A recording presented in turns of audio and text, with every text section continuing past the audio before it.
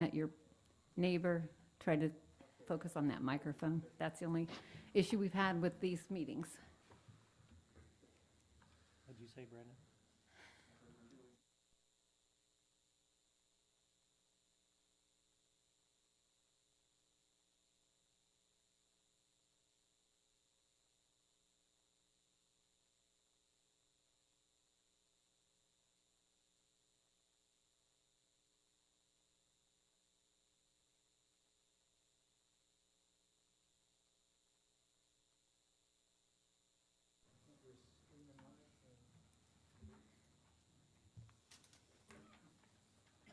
This is the study session for the City of Abilene, Kansas. It's November 16th, 4 o'clock. Due to COVID-19 and social distancing, we are encouraging viewing all meetings on the live stream City of Abilene's YouTube page. The City Commission study sessions for the purpose of providing the Commission the opportunity to study items in more detail. Open forum. This is an opportunity to bring up items to be informally addressed. The mayor may impose a time limit on open forum. And is there anyone here at this time for open forum? Okay, we will move on to study items. First one is consider the approval of the 2021 insurance renewal. Julie Farmer from Freedom Claims Management, Inc. will present the information. All right, thank you. I'm Julie Yarmer with Freedom Claims, and I've worked with the city for quite a few years on the employees' health and dental insurance. This year, with COVID and everything coming in with renewals, we've seen renewals anywhere from a 4% reduction to a 63% increase. The increase for the city's health insurance this year is with Blue Cross and Blue Shield, and it is coming in at a 35.54% increase. We did take it out to the market, looked at United Healthcare, which United Healthcare came in 3 times higher than the Blue Cross, and we looked at Aetna, and Aetna declined a quote. So with looking at the renewal with Blue Cross and Blue Shield, that of course is the carrier of choice for renewal. With that 35.5% increase, utilizing the 2-card system, we buy an umbrella policy from Blue Cross and Blue Shield, and the employees carry 2 cards. They have the underlying Freedom Choice plan. Excuse me, Julie, I think you're going to have to move the mic a little bit closer. All right, There is you that go. better? Thank Okay. you. Thank you. With the underlying Freedom Choice plan, so the employees carry 2 cards, the Blue Cross and Blue Shield card and the Freedom Choice, Freedom Claims card. With doing this, then they're able to set aside a portion of that premium into claims reserves. Because the city has done well in the past and have been able to build up that reserves, then we're able to utilize some of the reserves to offset the increase with Blue Cross and Blue Shield. I want to thank Jane and Penny, Marcus, everyone that's on the insurance committee that had put together a survey out to the employees. But looking at the renewal, we can do, and the reserves, we can do a 10% overall increase to the employees by being able to take that increase with Blue Cross, utilizing part of the reserves that you've been able to build up over the past few years, and net it down to a 10% increase.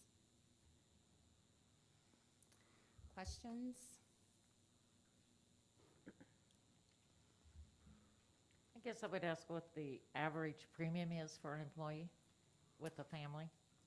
The premiums that are being charged for full premium this year, bear with me and I will get that here, for 2020. And there's 2 plans. You've got the traditional plan that has a $1,000 deductible with office visit copays and prescription copays, and then you have the health savings account plan.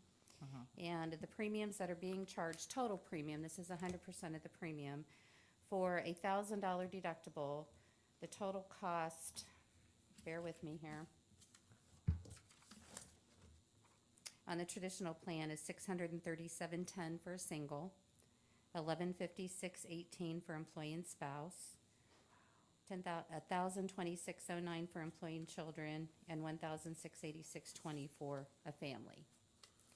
For the health savings account, the premium is $585.91 for a single. For employee and spouse, it's $1,089.45, Employee and children is $979.71, and family is $1,598.36.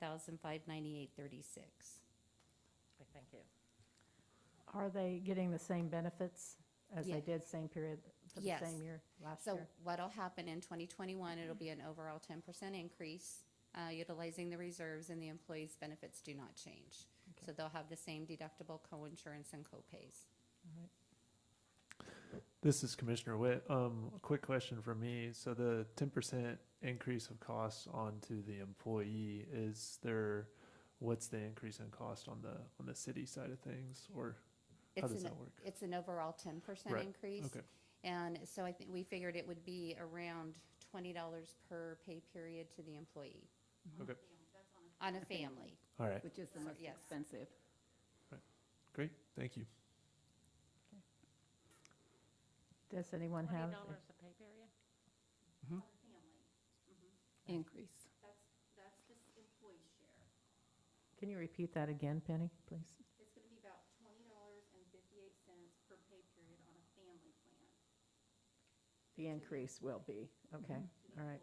So on the tiers below, like you have single employee, spouse employee, dependent, Mhm. those will be less according to the tier they're on.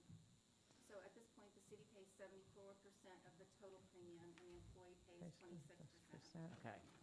So of that 26%, whatever tier you're on, you're gonna have a 10% increase, and that'll be spread out over the pay periods. Thank you. Does anyone have any other questions for Julie? Okay. All All right. right, Thank you so much. Thanks, Julie. Thanks. And Julie will be back here Monday Okay. if you have any questions. All right. Next item is a resolution 112320-2 for the property condemnation located at 1015 North Mulberry. Mayor, Skip Yes. one. this is Jane Foltz, City Manager. We need the Oh, I'm sorry, resolution. I apologize. You jumped, you Yes. jumped. Okay, You're thank right, you. you're right. It's consider the resolution 112320-1 for the 2021 employee pay plan. City Manager Foltz. And I'm going to divert to Penny Sokup, who oversees our pay plan. And we worked with Austin Peters in 2019, I believe it was, to do a pay plan renewal and updated our pay plan. And so Penny will explain the increase here. Can you hear me? Yes. This is dangerous. Okay, we do this annually. It's set in our pay plan for 2021. This year, we looked at a 1.75% overall increase to each of the pay ranges. During our budget process for 2021, we looked at keeping the budget flat. So in doing so, the departments all wanted us to look at giving an overall increase to keep up with that pay plan that we just adopted as of the first of this year. So we would like to ask you to approve that resolution at the next meeting, allowing us to do that adjustment and keep that pay plan up.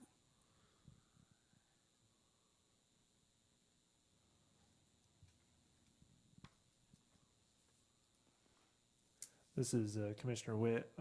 Yeah, I think looks like a great idea, and for us to maintain the habit of staying on top of these pay increases, so we don't get into another situation like we got last time when we did the study last year, where we kind of got backed in and had to catch up.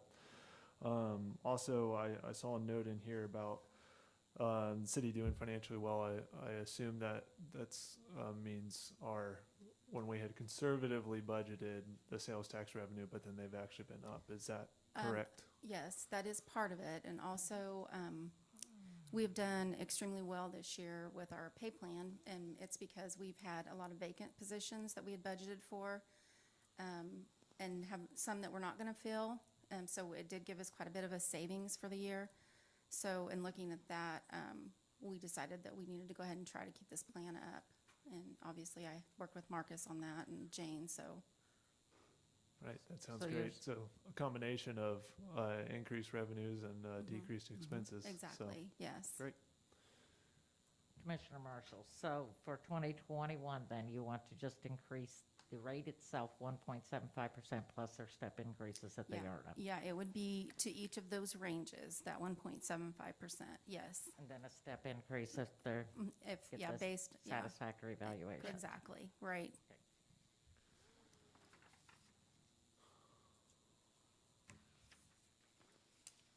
Okay, do I have any other questions at this time?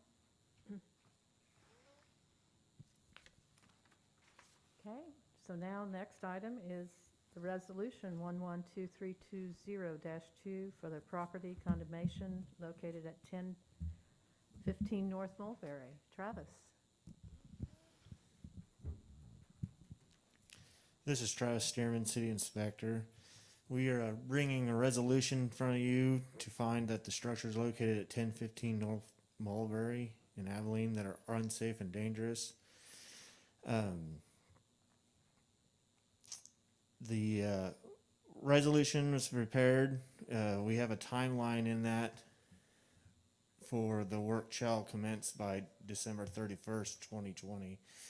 I have talked to Fred, and it was a face-to-face conversation. It wasn't over the phone. He wants to come. He plans on coming to the meeting. He really would like to see the church saved, and he's trying to find something, any kind of historical grant or something to save the church. As far as the house, I think he's kind of agrees that it probably needs to go. He didn't say he wouldn't confirm to say that he would be here or not. He said he was going to try, and that was about the extent of the conversation that took place with him. Yeah, any questions? Yes, Commissioner Marshall. With our timeline, has Fred started doing anything at all on this? He hasn't contacted me or got a permit or anything like No that. work's being done. So as far as I know, nothing. The same progress we've seen since 2017. Yes, yes. Okay. And it would even go. You could even go further I back know. as 2011 is when the previous inspectors were sending him notices and such. That's why it's in the condition it is. Travis, is there anything inside the church? Because I see it's the pews. They talk about the pews. Their pews are still in there? Yeah. As far as inside the church, it looks like it looks like a church to me. The pews are there, carpet's there, the front podiums are there. The problem with the church is it had a false ceiling in it, and due to the condition of the roof, it has gotten wet and it's fell in and caused some debris all over and stuff. And other than that, it would still. I mean, if you just walked in it, you can totally tell that it could have service, or had service at one time. Fred told me he really wanted to try to find something to save it. It being one of the First Baptist Church in Abilene, if that sounds right, I don't know. He thought a lot of the black community would want that to be saved. So Commissioner Marshall again, when did that roof become damaged? It seems like that tarp's been up there a long time. I believe the tarp got put up there after we talked when that first inspection took place in 2019. There hadn't been a Okay. tarp on it until he did that. But as far as there's no change in the condition of it. If it's gotten worse. I mean, what caused the most damage on the church's roof is the tree branches rubbing, and you can see in them where they've rubbed the asphalt shingles away, and that's the major. I mean, when you walk in the church, you can look up and see daylight. So I mean, there are holes in the roof. Is there damage to the joist and rafters and all that? I'm sure there is. That part of that structure is covered, so I can't see without doing Okay. some, tear out and stuff. I don't know how it wouldn't be with the weather getting to it like it is. Okay. The house though, you can tell is a major concern. It was dangerous enough that I didn't want any of our guys to even walk in with the condition of the floor. And that was right at the entrance of it. So we didn't get to go inside it and look, but you can't, if it's too dangerous to enter, I think that is a complete investigation to if it's dangerous or not. Okay. Commissioner Marshall again, what's the chance of anything substantial being done by the end of the year? I couldn't tell you. I don't know what Fred's financial liabilities into the building are.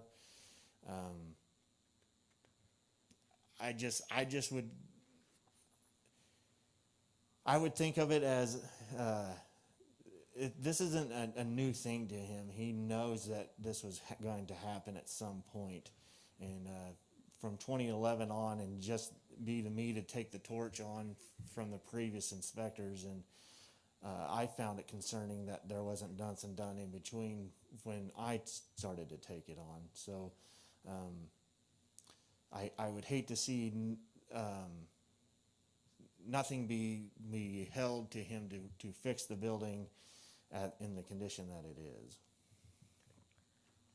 Travis, have you gotten any feedback? I'm sure you've gotten feedback from the neighbors. Yes, and that's pretty much what started my complaints, or a complaint over there is what pretty much started the process for me. I forget his name now. He's had a lot of conversations with me. He lives directly north of the football field on that corner of Mulberry.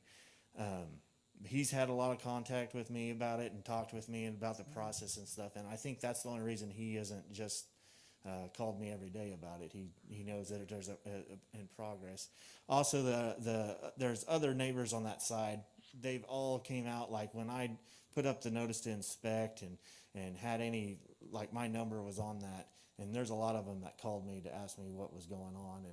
And there's been another neighbor, he said that he told me he tried to buy the property, and Fred just wanted too much for buildings that he was going to have to tear down. So there has been in that group of neighbors have tried to do something with it and get something accomplished. One other thing, I don't remember that property being fenced off in any way. That's a danger. Is there a fence around that? No. If kids wandered in there? No, there's no fence or nothing. The doors are locked, but there's no fencing or anything like that. The house right to the south, I think they put a fence up because they got sick of looking at it. So. If we have no other questions, thank you, Travis. Next item, hold public hearing for the issuance of IRBs for the Narayan project. City Manager Foltz. Thank you, Mayor. This is Jane Foltz, City Manager. And I asked Aaron to work with me on this. We've got Chuck Scott in the room. Holiday Inn Express is finally moving forward. This is the first step for them to get their IRBs. So that is good news for the city of Abilene. And we're asking that the city commission hold that issuance of IRBs public hearing for the Narayan project, which is the Ghosh family. That is their corporation. And following that public hearing, then you will consider an ordinance authorizing the issuance of those IRBs for the 2020 series for Narayan Inc. And Aaron, do you have anything to add to that? And Chuck, if you have anything to add, you're welcome to do so. And Sarah Still will be here on Monday. She is the attorney with Gilmore Bell, who has been handling this. As you know, or may not know, COVID hit. They had to go back, look at their refinancing. So that's why we're here today. Yes. Thank you, Jane. This is Aaron Martin, City Attorney. I don't have much to add beyond the staff report, other than to simply note that there will be two items. The first will be the public hearing, and then the ordinance. The ordinance will authorize the issuance of the bonds, and it will also approve numerous ancillary documents that are being finalized right now by bond counsel, but are traditionally customary with industrial revenue bond projects. Fairly lengthy documents, but we have reviewed them, and our bond counsel, Gilmore and Bell, is finalizing those now as we speak, and those will be included in the packet next week and will be approved as part and parcel of the ordinance that we've provided you with the draft of for today's purposes. And this is Jane Foltz, City Manager. I might add that the public hearing that we held earlier on was for 7.5 million. This is for 8 because of the refinancing and the new numbers that were put together. That's why we have to change that up a bit for that $500,000 increase.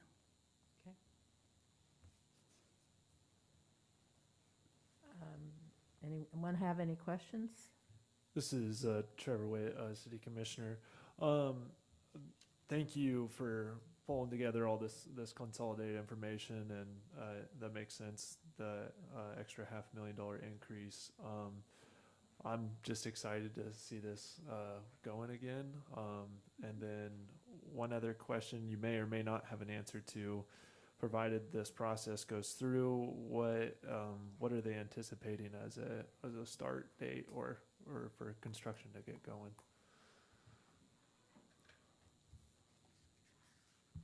Yeah, this is Chuck Scott with Dickinson County Economic Development Corporation. I'll do my best to try to answer that question, as COVID has a tendency to change the process that we're in. Right now, after the ordinance is complete, then they just got to finalize financing, but we need the approval of the IRBs for them to close on that. I would guess within 90 days after the ordinance, they should be close to being ready to tell you when they're going to start construction, but it should be fairly soon. They were actually ready to go back in March, and then everything changed. So. And it could change again. And it could change again. That is right. We've gone through new appraisals, new feasibility studies, so they're ready at this point, just finalizing everything, and this is the first step of closing up the financing component. Great, thank you. Yep. Do I have any other questions or comments right now for this project for the Holiday Inn? Okay, number 5 is actually authorizing the issuance of the revenue bonds. So we'll go to the next item, consider water and sewer rate increase. And that would be Marcus.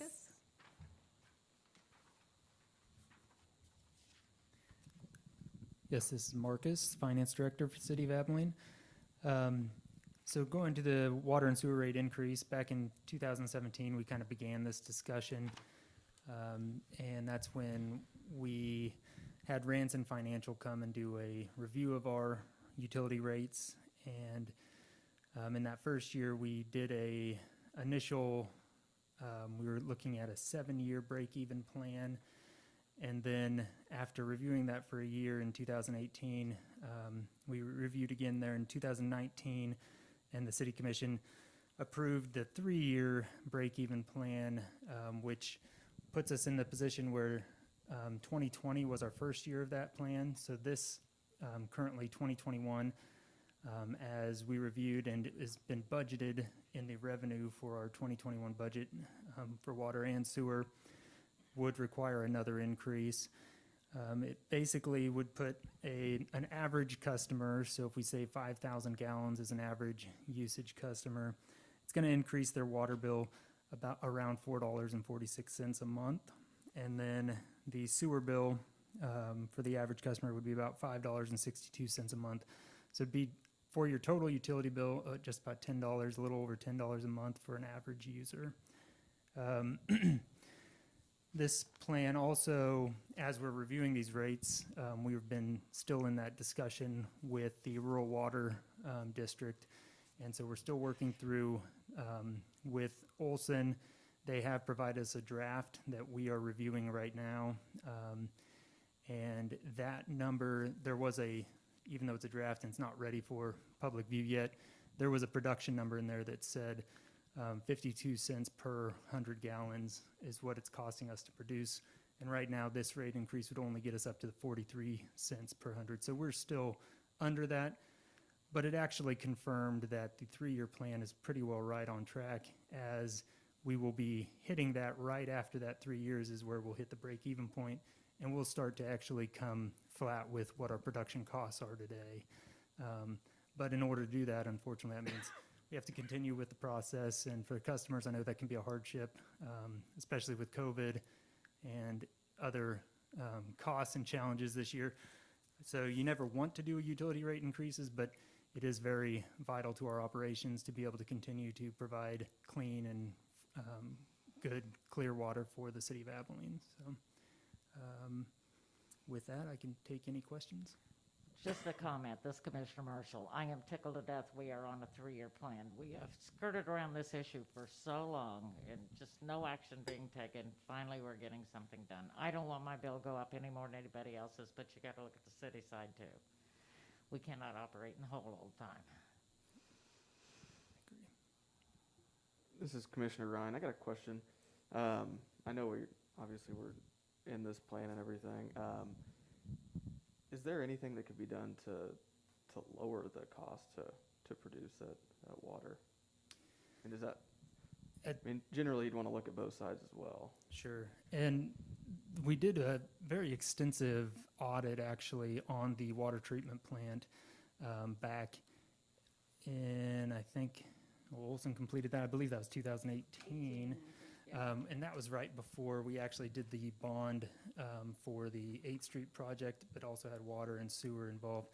Unfortunately, it didn't provide us any relief. The water treatment plant is now about 20 years old.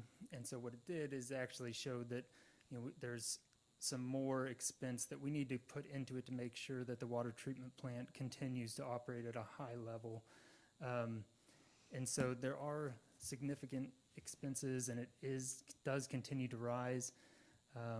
And so far, and Lon, I don't know if he's in the room, would probably be better to explain potential cost savings of utilities. I can't say that I'm an expert in that line, but I know they, for one, our water plant operators are, they're very good at what they do, and they run a very clean operation out there. And I've always been impressed whenever I walk in and see how they keep up with that building, and that goes for wastewater and the water plant. So I know they take very good care of it, but I would have to probably do some follow-up with Lon to know if there's any additional savings across the board of how we could save money on the utility bill. Oh, there he is.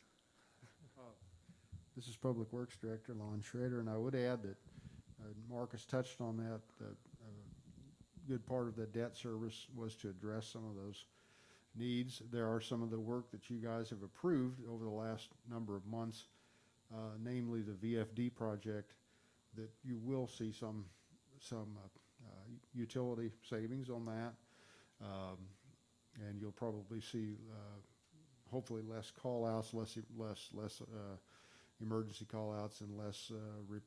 We've put quite a little bit of money here out of that debt service into replacing some of the major equipment out there at the plant.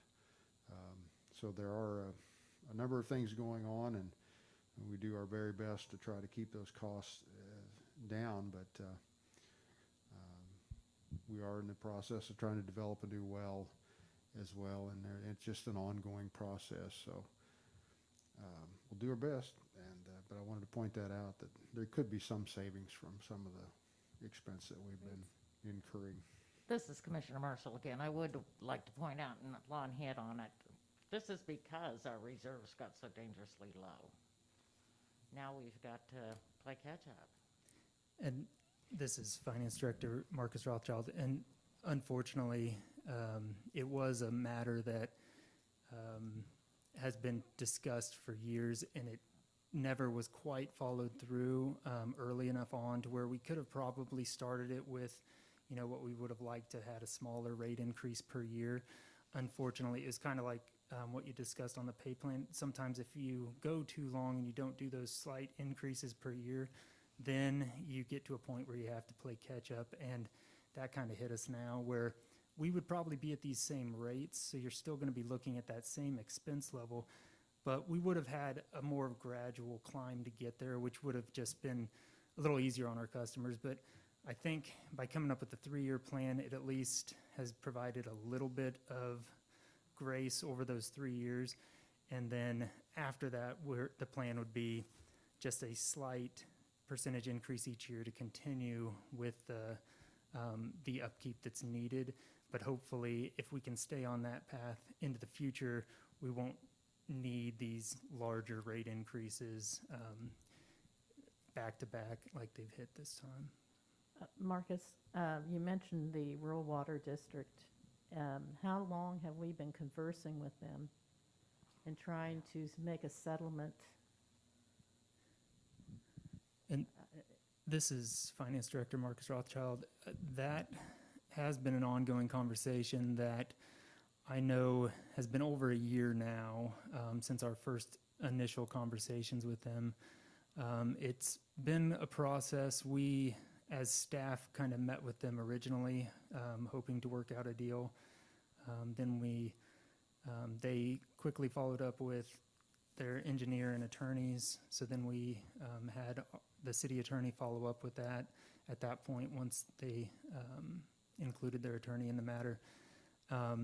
Then they continued to follow up without wanting to increase their rates. And so that's when we've called on Olson for the review that we're undergoing at this time. And so we're really hoping that with the findings that come back from Olson, that we can work with Aaron again, and we're really hoping that we can take them some information that'll have some engineering professional opinion, and then also the legal help of our city attorney to go back and get a final plan worked out with the rural water district as well. And perhaps get a fair deal in the process. Yes. Okay. Thank you. This is Jane Foltz, City Manager. And, you know, in the last contract we had with them, and I think it was dated 2010, is that right? There was an amendment in 2010 or 2011. Yeah. So with that, it talked about good faith effort by both parties. And so that's what we started with. And it hasn't worked out as well. They, you know, the cost of doing business continues to increase.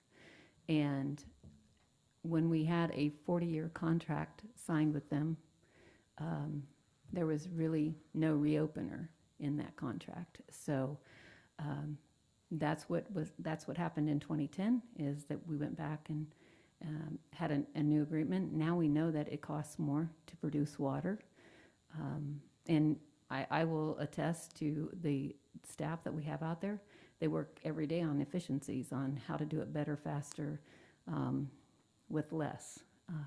So Aaron has been very instrumental in keeping us on track, but he was the one that said it's time for us to get our engineer involved because now we've got engineers talking the talk. So a level playing field again, still wanting to do what's in good faith for both the water district and the city of Abilene. I thank all the staff for their efforts on this. I know it's been a battle. You too, Aaron.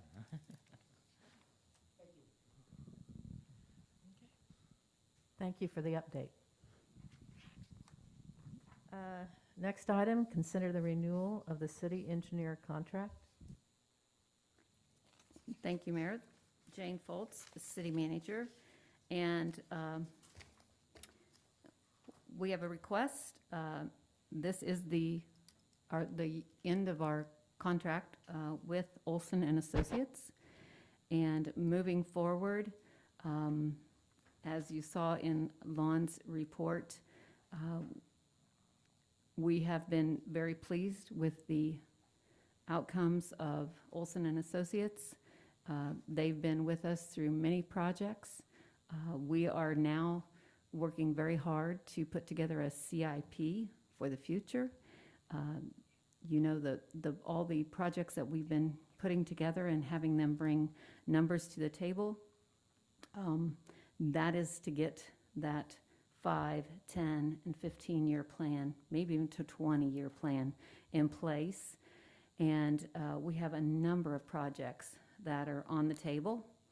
And with the change in leadership coming, we really think it's important to keep continuity with the city of Abilene. And that is our request, is to continue using the services of Olson and Associates. And as Lon said in his request, we looked at 12 to 15 firms in 2015. That's only 5 years ago. Then we went back in 18, and we have been very pleased with Olson and Associates. And Mark has been answering all our questions as new projects come up and information arises. And Mark, if you'd like to say a few words, you're more than welcome to. Mark Bashamp with Olson and Mayor and Commissioners, and it's been a pleasure working with the city and the staff. And as I listen to some of the comments about efficiencies and so forth, it's really nice to be able to live with it every day and in talking with all the operators. And you have operators that really take really a conscientious effort into what they're doing in providing good plants and good infrastructure. And it's good to be part of that and continue that process that we've really gotten started. There's a lot of things that are in the works that we've been helping Lon and his staff with that we really need to see it through and keep them going and keep that continuity going with everybody. So, any questions? No, just a comment. I agree. Continuity is very important, particularly with some of these people wanting to retire. I don't know what's up with that. But and yeah, the employees' efficiencies, they're proud of that plant. They really are. And I'm Well, glad everybody recognizes that. We've already started. Just mention one. You're going to have new sewer regulations coming out. Well, we've already gotten part of our staff involved with some of the staff at the wastewater plant and just doing tweaks here and there and seeing how the plant operates and changing some operation just to try. I mean, some of the stuff is going to be some sweeping regulation changes, and so they're responding well, and we're working back and forth, and so it's really some good things that are in the works behind the scenes, really. Good deal. Thank you, Mark. Okay. And do we have a report, Jane? I do.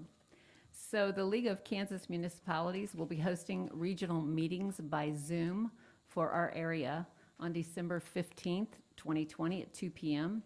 If any commissioner is interested in attending the Zoom, please let me know and I will get you registered. Thank you to our citizens who have been calling and dropping off their payments as our offices are closed to walk-ins. We are available by phone and to answer questions and to help when needed. And if someone does need to see a staff member, all they have to do is make an appointment. The commission may want to consider going back to virtual meetings until the numbers for COVID in the county slow down or lessen, just putting that thought in your mind. And then finally, I will be retiring from the city of Abilene on March 1, 2021. I do have information as you begin to search for your next city manager, and I will be available to help in the process if you need me. So thank you, and that's all I have. Sorry to hear, Jane, your retirement, but totally understand. At this time, Mr. Martin, would you like to explain the process? Sure, this is Aaron Martin, City Attorney. As far as process, there are a number of ways that the City Commission can approach it, and starting with the fundamental concept that it is the City Commission's decision to make who to hire in that most important role. The discussion related to process for finding, soliciting, interviewing, etc., those discussions must occur in a public setting such as this and would not be an appropriate discussion in an executive session. When we get to the point where you are interviewing individual candidates, it would then be appropriate to conduct those in an executive session. Ultimately, the process to be followed is yours to make. I think there are numerous examples of different processes that have been followed historically in the city of Abilene in the last decade or two.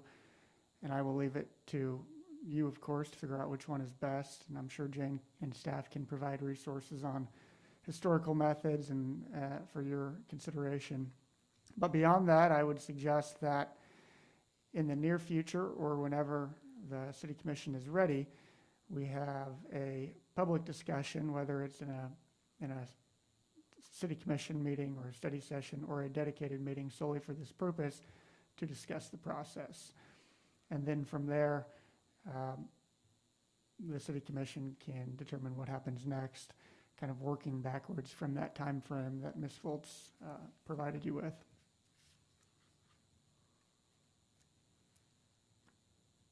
Is there any questions that the commissioners have at this time? This is Commissioner Witt. Yeah, I just think that getting that kickoff meeting scheduled of informing us of the process, and then meetings going forward, having a continuing discussion item regarding this, just so we stay on top of it, because it's it's one of our primary roles to hire the next city manager. So. And from my previous experience, we're talking what, 90-some days.